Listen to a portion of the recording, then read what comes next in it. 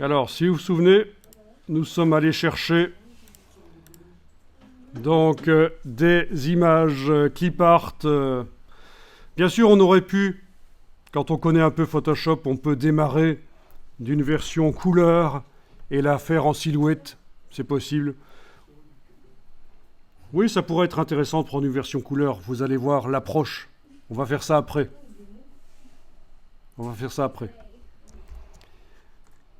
Et donc, nous avons choisi des images du domaine public. Ça veut dire des images sur lesquelles il n'y a pas de droit d'auteur. On aurait pu aussi faire une recherche Creative Commons.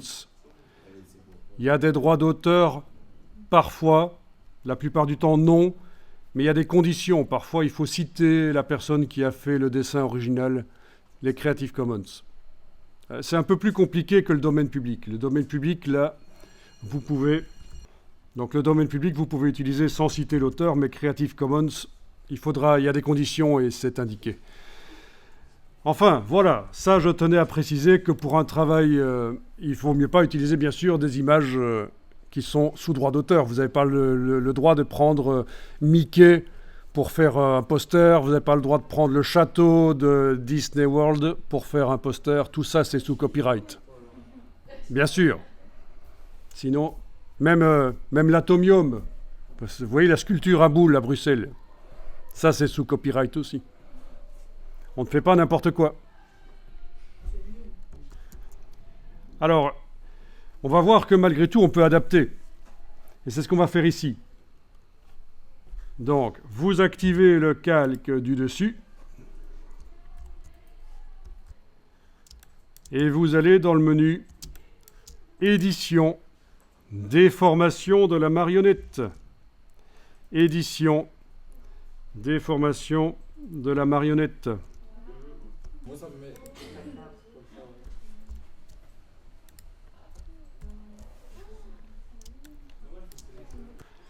Vous pouvez décocher l'option Afficher filet.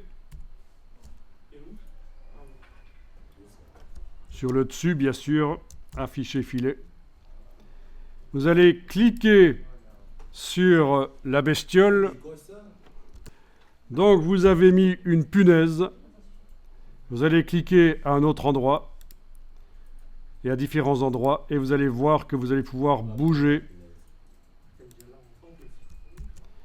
En prenant la punaise maintenant et en bougeant, vous pouvez modifier. Vous pouvez modifier le...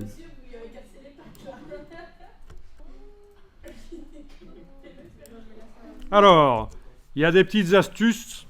Avec la touche Alt enfoncée, quand vous vous approchez d'une punaise, vous avez un cercle qui vous permet de tourner.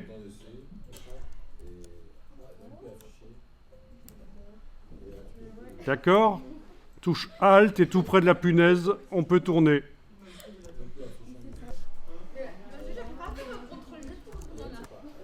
Alors, touche Alt, quand on clique sur une punaise, ça l'enlève. Et vous pouvez en remettre une un peu ailleurs si vous voulez.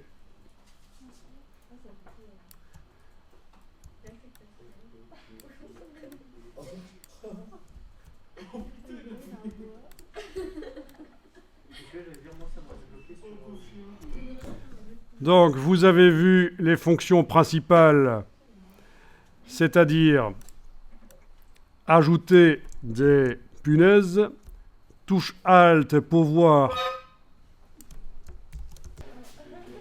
Vous avez vu qu'avec la touche Alt, quand on clique sur une punaise, on peut l'enlever. Voilà, et bouger les punaises. Oui, j'ai pas montré qu'on peut en sélectionner plusieurs en même temps et les bouger, mais c'est déjà suffisant ça. Et voilà, vous cliquez sur le petit V, et donc vous avez obtenu finalement un dessin différent de celui que vous aviez récupéré sur le web. Donc c'est une première adaptation. Et ça marche aussi pour des photos. Quand vous avez des photos de personnages ou des photos d'animaux, au lieu de silhouettes, ça marchera aussi.